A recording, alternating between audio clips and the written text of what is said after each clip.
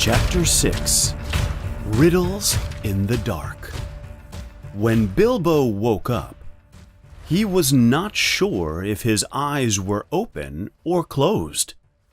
It was as dark could be. There was no one anywhere near him. Imagine how scared he was. He could not hear anything. He could not see anything, and he could not feel anything except the cold stone floor. He got up very slowly and began to crawl until he touched the wall of the tunnel. There was no sign of goblins, and there was no sign of the dwarves. And he was not sure which direction they were traveling when he fell. He took a guess and began crawling in that direction. He crawled for a long time in the dark until his fingers touched something. It felt like a tiny ring of cold metal on the floor of the tunnel. It was a very important moment in his career, but he did not realize it at the moment. He put the ring in his pocket, almost without thinking about it. It certainly did not seem very useful to him at that moment. Then he sat down on the cold floor. He was miserable. He thought about cooking bacon and eggs in his comfortable kitchen in his comfortable hobbit hole. He was very hungry after all. But thinking just made him hungrier and more miserable. After some time, he continued down the passage, passing many tunnels on one side and then on the other side. But he walked quickly past these passages. There might be goblins in them. On and on he went until suddenly, in the dark, he stepped splash into water. It was as cold as ice. Bilbo could not swim, so he did not go into the water. He also imagined dark, slimy things with big eyes moving in the water. There are strange things living in underground lakes, things that swam in ages and ages ago and never left. Even in the tunnels and caves the goblins made, there are other things living in them that came in from the outside to live in the dark. And deep down here by the black water lived Gollum. No one knows where Gollum came from, and no one knew who or what he was. He was Gollum. His body was as darkness, with two big, round, pale eyes. His face was thin. He lived on a small island in the middle of the lake. It was, in fact, a lake, very deep and very cold. And he used a little boat to move quietly to and from his island. He ate raw fish that he caught with his long fingers, and he ate raw goblins, too, when he could find them. He grabbed them in the dark from behind and choked them. Gollum was in his little boat, and he was watching Bilbo from a distance. He could see that Bilbo was not a goblin. His big, round, pale eyes were like telescopes in the darkness. So, while Bilbo was sitting miserable and confused on a rock near the lake, Gollum approached him silently from the water.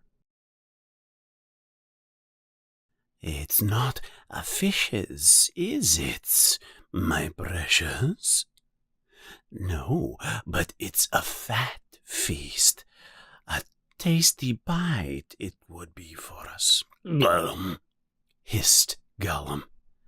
When he said Gollum, he made a horrible sound in his throat. That is how he got his name. But he always called himself my precious. Bilbo almost jumped out of his own skin when he heard the sound, and he suddenly saw the large, round, pale eyes looking at him in the darkness. He remembered his little sword and drew it. "Who are you?" said Bilbo, pushing his sword in front of him. "What is he, my precious?" whispered Gollum. He always spoke to himself, because he never had anyone else to speak to. This is what Gollum wanted to know. He was not very hungry at the moment, only curious. If he had been hungry, he would have grabbed him first and whispered questions after. "I am Mr. Bilbo Baggins. I have lost my dwarves, and I have lost my wizard, and I have lost my way." "What's he got in his hands?" said Gollum, looking at the sword, which he did not quite like. "A sword, a blade, which comes from Gondolin," said Gollum, and he became very polite. Gollum was trying to appear friendly, at least for the moment, so he said, "Perhaps she sits here and talks with it, my precious. It likes riddles, does it?" He wanted to find out more about the Hobbit, if he was really alone, or if he was good to eat. Gollum could only think of riddles.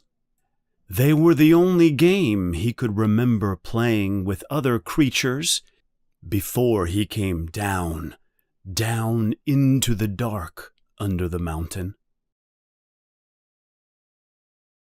"Okay," said Bilbo, who was very nervous and wanted to agree. He wanted to find out more about this creature, if he was really alone, if he was good or bad, or if he was a friend of the goblins. "You ask first," he said.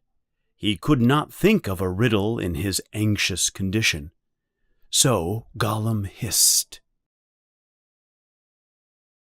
"What has roots that nobody sees, is taller than trees. Up, up it goes, but it never grows." "Easy," said Bilbo. "Mountain, I imagine."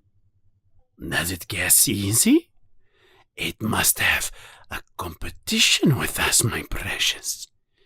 If Precious asks and it doesn't answer, we eats it, my precious. If it asks us and we doesn't answer, then we does what it wants, eh? We shows it the way out, yes." "All right," said Bilbo. He did not want to disagree, but he was having difficulty thinking of riddles to save him from being eaten. So he thought of this one to gain some time. "A box without hinges, key or lid, but golden treasure inside is hid." Bilbo thought this was a very easy riddle, but it was very difficult for poor Gollum. He hissed to himself and cried and spit. Bilbo became impatient after some time. "Well, what is it?" he said. "Give us a chance, my precious." "Well," said Bilbo, after giving him a long chance, "what is your guess?" But suddenly Gollum remembered stealing from bird nests long ago, and sitting next to the river teaching his grandmother to suck. "Eggs," he hissed. "Eggs it is." Then he asked, "It cannot be seen, it cannot be felt, it cannot be heard, it cannot be smelt. It exists behind stars and under hills, and empty holes it fills. It comes first and follows after, ends life, kills laughter." Bilbo, of course, had heard that kind of riddle before, and the answer was all around him anyway. "Dark," he said, without having to put on his thinking cap. He continued with his next riddle. An eye in a blue face saw an eye in a green face. "That eye is like this eye," said the first eye, "but in a low place, not in a high place." said Gollum. He had been underground for so long that he could not remember that kind of thing. Bilbo thought Gollum was not going to be able to answer. But suddenly, Gollum remembered a time ages and ages ago when he lived with his grandmother in a hole near a river. "My precious," he said. "Sun on the daisies, it means. It does." These above-ground riddles were beginning to bore Gollum. They reminded him of days when he was less lonely and cruel. They also made him hungry. So his next riddle was more difficult and more unpleasant. "This thing all things devours, birds, beasts, trees, flowers, gnaws iron, bites steel, grinds hard stones to meal, slays king, ruins town, and beats high mountain down." Poor Bilbo sat in the dark, thinking of all the horrible names of all the terrible creatures he knew. But none of them had done all of those things. He had a feeling that the answer was easy. He also thought that he should know it, but he could not think of it. He began to get frightened, and that is bad for thinking. Gollum began to get out of his boat. Bilbo could see his eyes coming towards him. He was terrified. He wanted to shout out, "Give me more time! Give me more time!" But the only word that came out in a frightened yell was, "Time! Time!" Bilbo was saved by pure luck. For that, of course, was the answer. Time. Gollum was disappointed again, and now he was getting angry. He was also getting tired of the game. He was becoming very hungry. Gollum sat close by Bilbo, looking at him, and Bilbo became terribly uncomfortable and completely unable to think. "It's got to ask us a question, my precious. Yes, yes, yes. Just one more question to guess. Yes, yes," said Gollum. But Bilbo simply could not think of any question with Gollum sitting so close to him, pressuring him. Bilbo thought and thought. "Ask us, said Gollum. Bilbo pinched himself and slapped himself. He held his little sword in one hand and by accident felt in his pocket with his other hand. And there, in the bottom of his pocket, was the ring he had picked up in the passage. He had completely forgotten about it. "What do I have in my pocket?" he asked out loud. He was only talking to himself, but Gollum heard him and thought it was a riddle, and he became very upset. "Not fair, not fair," he hissed.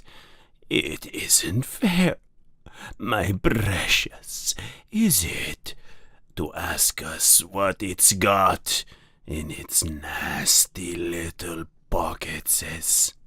Bilbo realized what had happened, but he could not think of a better question. So he continued, "What do I have in my pocket?"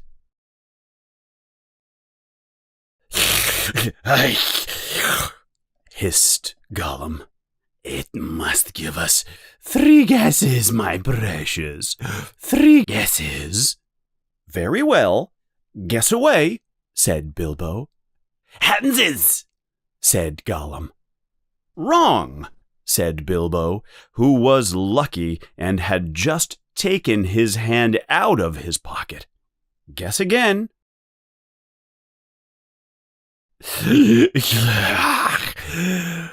said Gollum. He was more upset than ever. He thought of all the things he kept in his own pockets: fish bones, goblins' teeth, a bit of bat wing, and other nasty things. He tried to think of what other people kept in their pockets. "Knife," he said at last. "Wrong," said Bilbo, who had lost his own knife a long time ago. "Last guess." Gollum was obviously having difficulty controlling himself. He hissed and spit and jumped up and down and wriggled and squirmed. But he did not want to waste his last guess. "Come on," said Bilbo. "I am waiting." He tried to sound courageous and confident, but he did not know how the game was going to end, even if Gollum guessed right or wrong. "Your time is up," he said.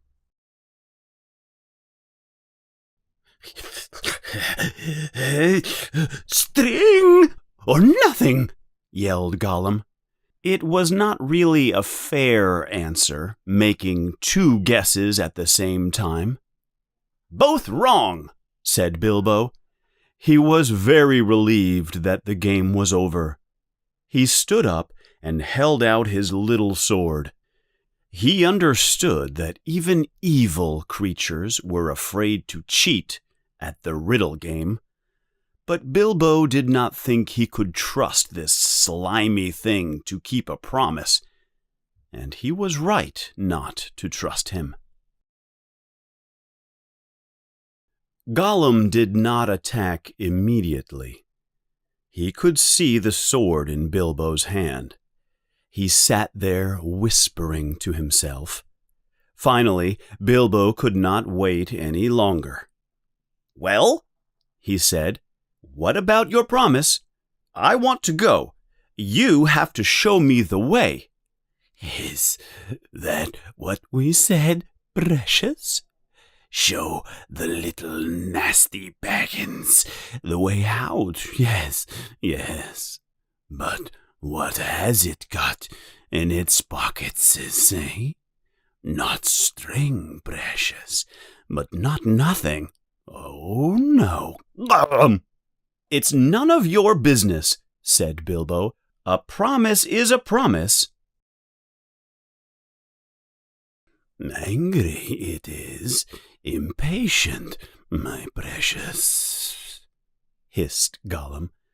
But it must wait. Yes, it must. We can't go up the tunnels so quickly. We must go and get some things first. Yes, things to help us. Well, hurry up, said Bilbo, relieved that Gollum was going away. He thought Gollum was making an excuse to leave and was not going to come back. What was Gollum talking about? What useful thing could he have in his house on the dark lake? But Bilbo was wrong. Gollum was coming back. He was angry now and hungry.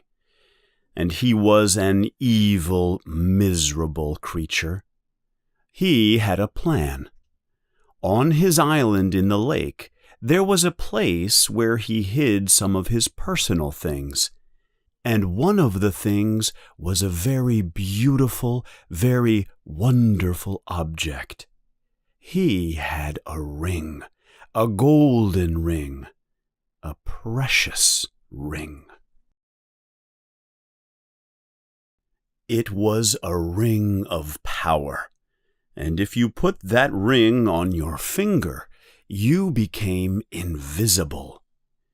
You could be seen only in full sunlight, but only because of your shadow, and that was weak and blurry.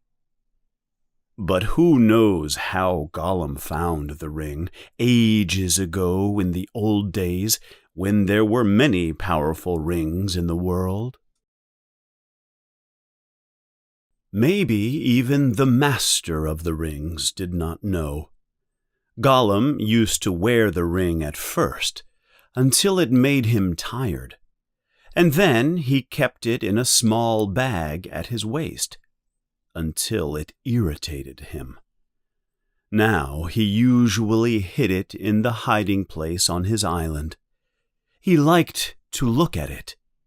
He could not be far from it for very long, and sometimes he put the ring on when he was hungry and did not want to eat fish any more. He was invisible, and he was safe, but goblins were not. Only a few hours before meeting Bilbo, Gollum had caught a small goblin pup. How the creature squeaked! There was still a bone or two left for Gollum to gnaw later, but he wanted something soft and fat right now. We will be very safe, we will, my precious, he hissed to himself. It won't see us, will it? No, it won't see us, and its nasty little sword will not hurt us.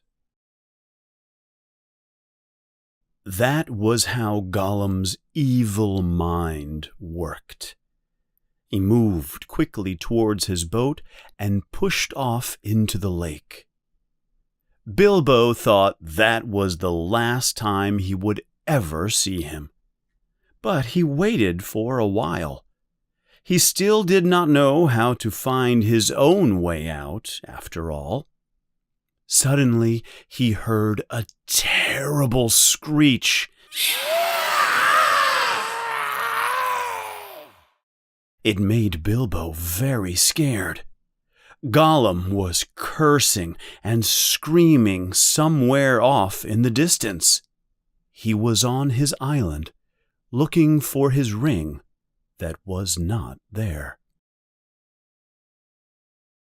Where is it? Where is it? Bilbo heard him crying. Lost it is, my precious. Lost, lost. "What's the matter?" Bilbo called. "What have you lost?" It mustn't ask us, screamed Gollum. Not its business, no. It's lost. "Well, so am I," cried Bilbo, "and I want to get unlost. And I won the game, and you promised. So come and let me out, and then you can continue looking." Bilbo was becoming annoyed at the delay and said, "Come, you never guessed my last question, and you promised to show me the way out." Never guessed, said Gollum. Then, suddenly out of the darkness, Bilbo heard a loud hiss. What has it got in its pockets? Tell us that. It must tell first. Bilbo had no patience any more. Answers were to be guessed, not given, he said. But it wasn't a fair question, said Gollum. Not a riddle, precious, no. "Oh, well, if you want ordinary questions," Bilbo replied, "then I asked one first. What have you lost? Tell me that." What has it got in its pockets? The sound was much louder and closer now, and Bilbo could now see two small points of light looking at him from the darkness. As Gollum became more suspicious, the light in his eyes burned in anger. "What have you lost?" Bilbo continued, but now the light in Gollum's eyes was a green fire, and it was coming closer and closer. Gollum was in his boat, coming back to the shore where Bilbo was waiting. He was so angry because he could not find the ring, and his heart was so full of suspicion that he was not scared of the sword Bilbo was holding. Bilbo did not understand why the creature was so angry, but he realized that Gollum was going to murder him. Just in time, he turned and ran back up the passage, feeling the wall with his hand. What has it got in its pockets? He heard the hiss loud behind him, and the splash as Gollum jumped from his boat. "What do I have in my pocket?" Bilbo asked himself as he ran up the dark passage. He put his hand in his pocket. The ring was very cold as it quietly slipped onto his finger. The hiss was close behind him. He turned around and saw Gollum's eyes coming up the passage. They were like small green lamps. Bilbo was terrified. He tried to run faster, but suddenly he hit his toes on a rock in the floor, and he fell on his stomach with his little sword under him. Bilbo prepared himself for the attack, but before he could do anything, catch his breath, stand up, move his sword, Gollum passed by. He did not even look at Bilbo. He continued running up the passage, hissing and whispering. Bilbo stood up. His body hurt. His sword was glowing in the dark. Goblins were nearby. He put the sword in its scabbard, and he began to follow Gollum carefully. What else could he do? Curse it! Curse it! Curse it! Hissed Gollum. Curse the Baggins! It's gone! What has it got in its pockets? Oh, we guess, my precious. He found it. Yes, he must have. Suddenly, Gollum sat down and began to cry, a sound that came from his throat. It was a horrible sound to listen to. Bilbo stopped and stayed close to the tunnel wall. Soon, Gollum began to talk again. He seemed to be having an argument with himself. We can't go back to look for it, no. We doesn't remember all the places we visited. We won't find it anyway. The Baggins has it in its pockets. The nasty cheater has found it, we says. We guesses, precious, only guesses. We can't know until we find the nasty creature and squeeze it. But it doesn't know what it can do, does it? It'll just keep it in its pockets. It doesn't know, and it can't go far.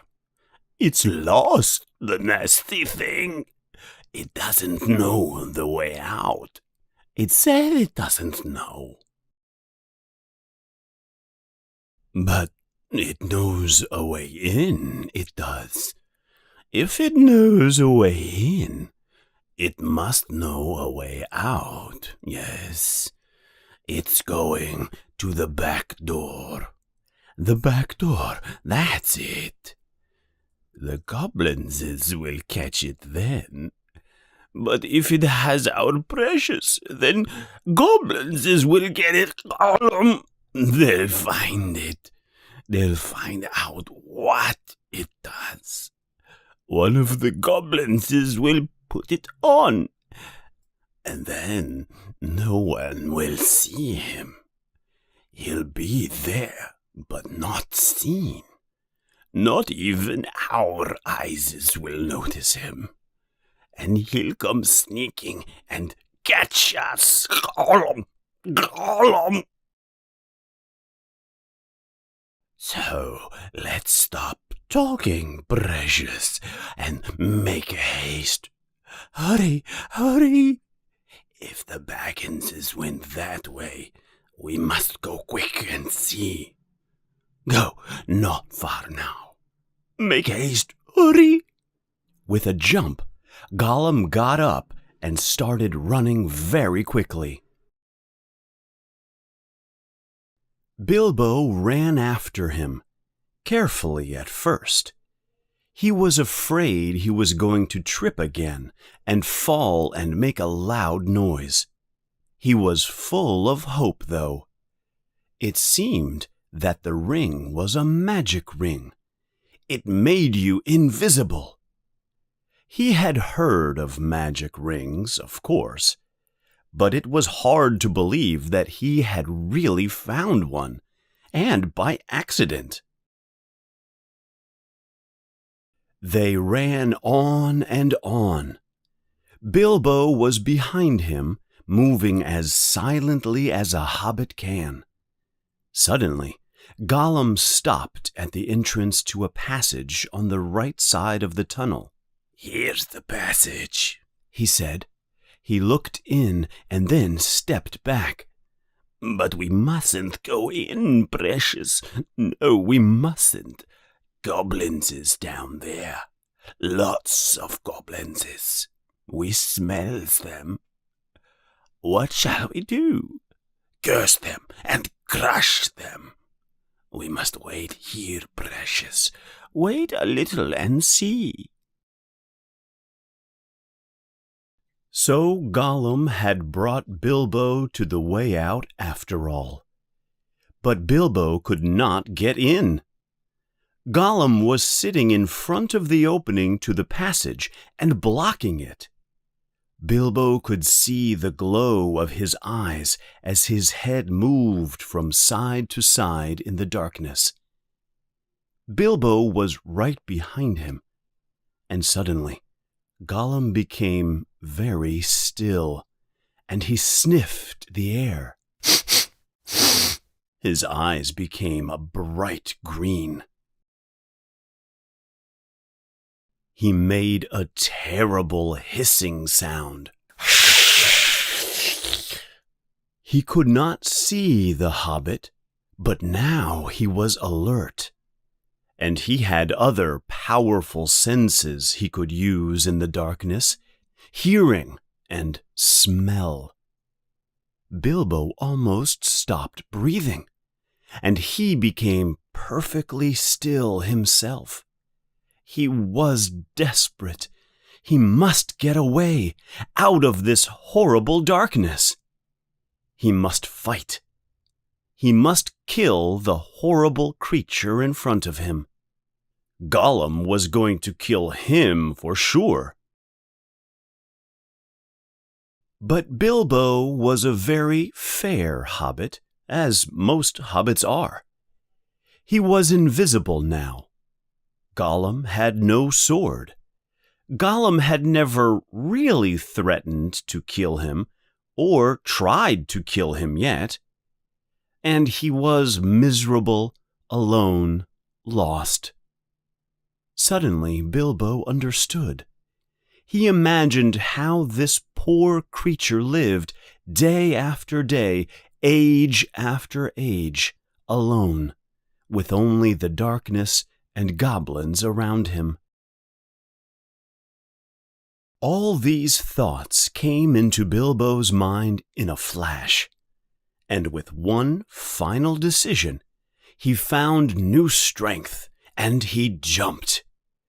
It was not an impressive jump for a man, but it was a jump in the dark, over Gollum's head, 2 meters forward and 1 in the air.